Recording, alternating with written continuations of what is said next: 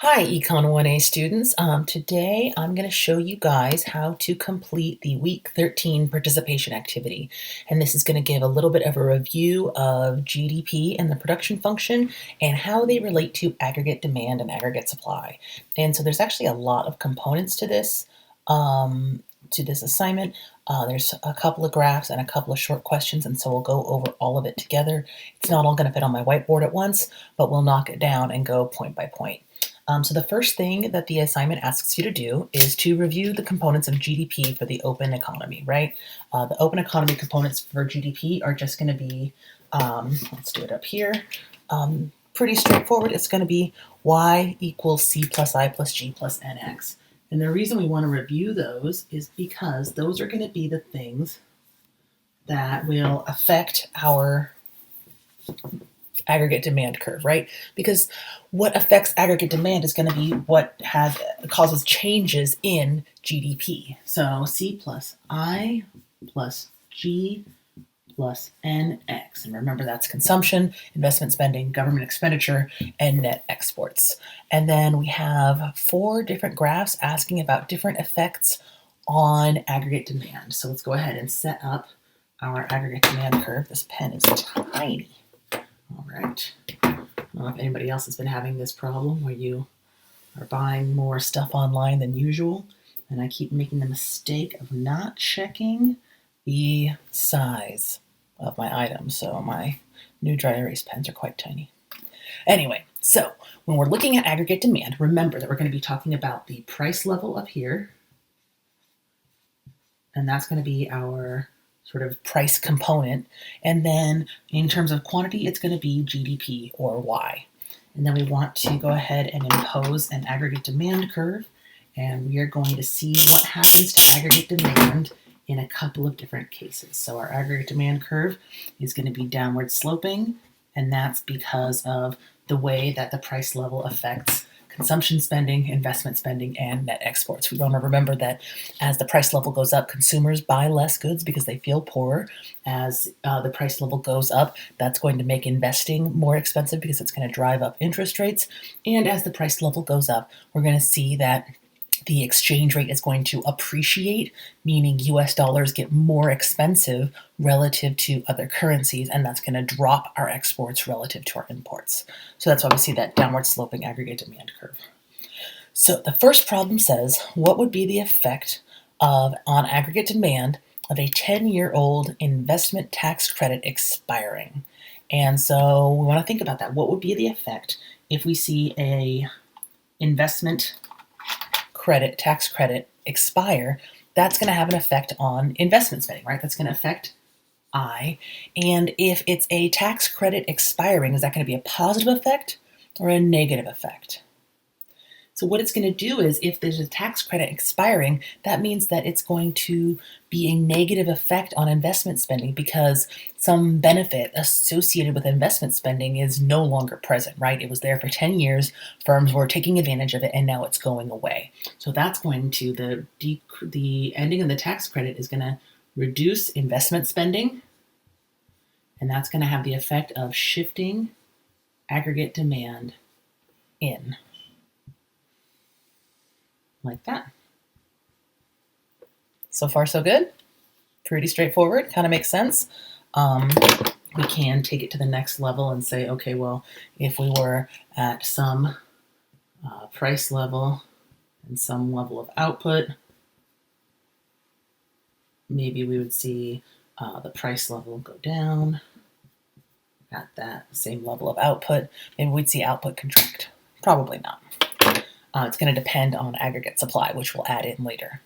The next question says, okay, considering aggregate demand and aggregate supply, or considering aggregate demand, going back to sort of our initial point, what is going to be the effect of a fall in the price level, which is going to increase the real value of consumer wealth? And so the first thing we want to say is, okay, does that affect one of our components of GDP? Because again, that's what will shift aggregate demand, is a component of GDP. This is a fall in prices It's going to increase the real value of consumer wealth. And so you might be tempted to say that's a consumption effect, but what it really is a change in the price level.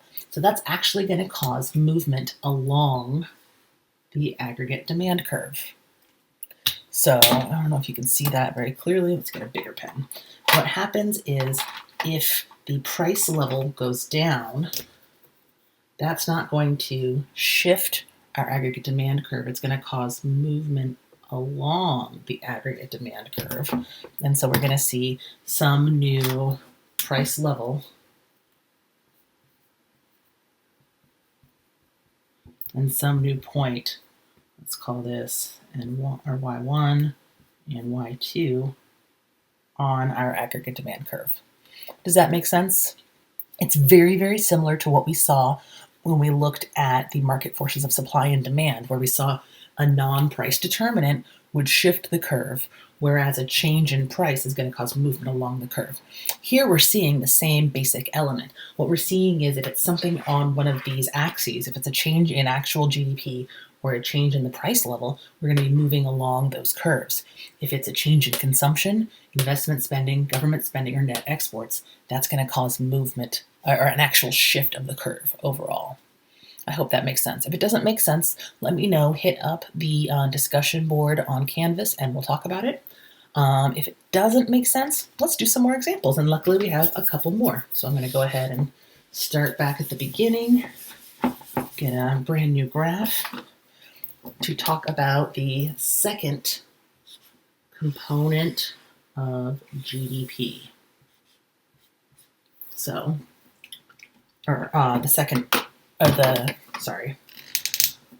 the third example in our aggregate demand question. So now we've got a downward sloping demand curve for our aggregate demand.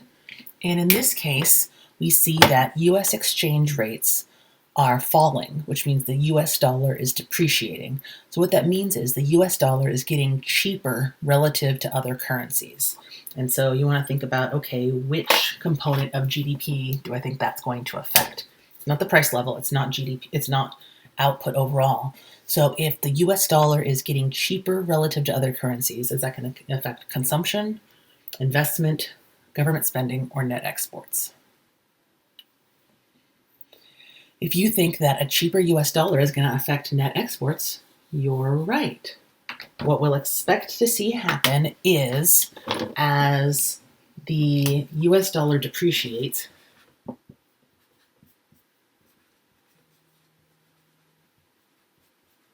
we're going to expect that to have the effect of making US exports cheaper, which is going to have the effect of increasing net exports. And that's going to shift aggregate demand out.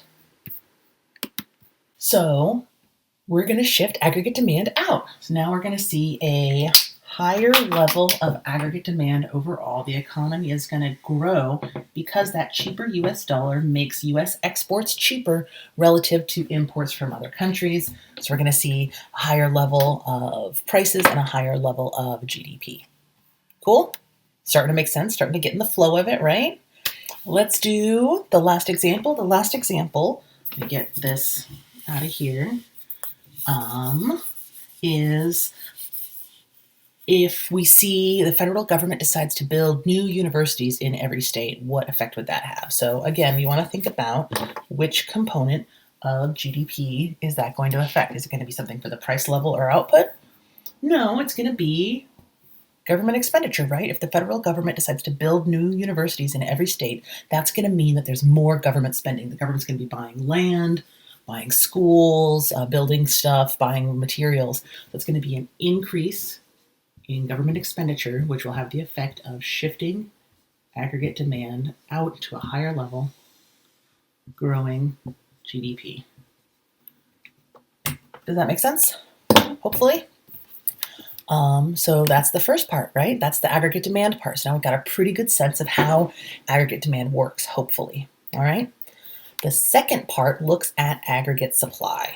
And so the first thing that I want you to do is review the components of the GDP production function. And we've talked about this a lot lately, but you want to remember that that GDP production function is going to be that one where we're talking about output is a function of technological change or technological progress, and then also human capital, physical capital, natural resources, and labor. It doesn't matter what order you put them in. We combine them to make everything we make, right? So that's going to be our production function. And then the next thing we want to do is draw the graph for the United States long-run aggregate supply, short-run aggregate supply, and aggregate demand. Put them all together. And you want to remember that that's going to be, again, in Y and price level space. And I'm going to go ahead and draw my curves in blue, and then we'll move on. So we have long run aggregate supply. We have aggregate demand. Remember, aggregate demand is downward sloping because of the effective change in prices on consumption, investment spending, and net exports, while long-run aggregate supply is vertical because it's a function of this production function, right? The production function determines our natural level of output and our natural level of unemployment. And so it's not going to be subject to changes in the price level. What is subject to changes in the price level is short-run aggregate supply. And remember, that's this idea that in the short run, there are going to be some effects of changes in the price level that will cause us to be at higher or lower levels of GDP than we normally would, than our natural rate. And I did a little short video that reviewed that, where we talked about the business cycle and how we'll move up or down that short-run aggregate supply curve as a function of either an economic boom or an economic recession. So that's our initial condition, right? We have our natural rate of output, and we have our current price level in equilibrium. I'm going to just call that P star. So now it says, what would be the effect of an economic boom in Canada? So an economic boom in Canada is going to have the effect of raising incomes in Canada. That doesn't do anything for the US right away, except that we do a lot of trade with Canada, right? So we tend to sell a lot of our goods to Canada, and they buy a lot of our goods. So if Canadian incomes go up, that is going to affect our GDP, right? We've got Y equals C plus I plus G plus NX. If Canada gets wealthier, you're going to see net exports increase, which is going to have the effect of shifting aggregate demand out. Does that make sense?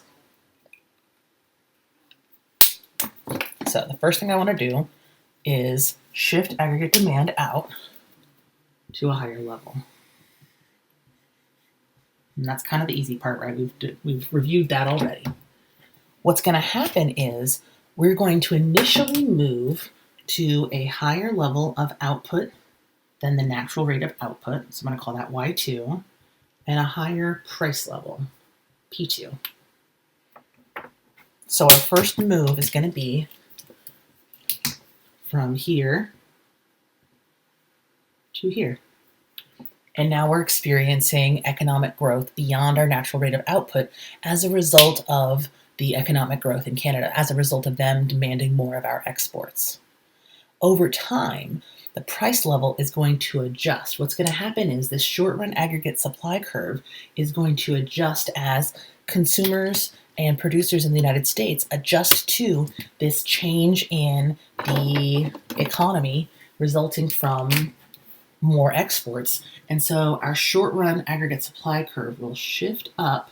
Oops, that's not supposed to be that way. It's supposed to be straight. Sorry about that.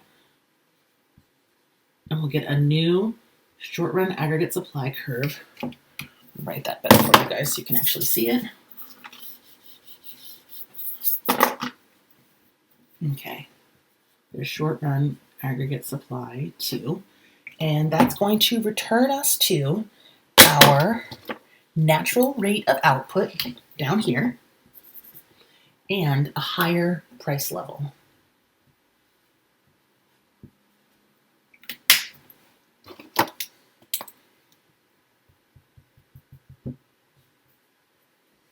And that's our new equilibrium. And that's one of the big ideas with the aggregate demand, aggregate supply model, is this idea that we have a shift slowly back to our normal equilibrium, but we'll always return to our natural rate of output. The only thing that would shift this natural rate of output would be something that changed one of these elements here. And that's what we'll spend some time talking about on Monday, is the idea that if we had an increase in technological knowledge, human capital, physical capital, natural resources, or labor, then that would shift long-run aggregate supply one way or the other. And so unless you have a lot of questions during the Zoom meeting, and the next Zoom meeting for, let me look at my calendar, April 20th, what we'll do is talk about walking through some of the effects that we've seen on long-run aggregate supply and short-run aggregate supply and aggregate demand based on some of the stuff that's actually happening right now. So that is how to solve the participation activity for week 13. It's online right now. Please do take a look at it. Let me know what questions you have for it. I will post an answer key, but I wanted to show you guys how to do it and how to walk through all the steps so you had a sense of what to do there. Sorry about the glare. I'm trying to compensate. But let me know what questions you have. Take a look at that. Take a look at those slides. This is a pretty complicated stuff, but take a look at it. Let me know what you think, and I will see you all next time.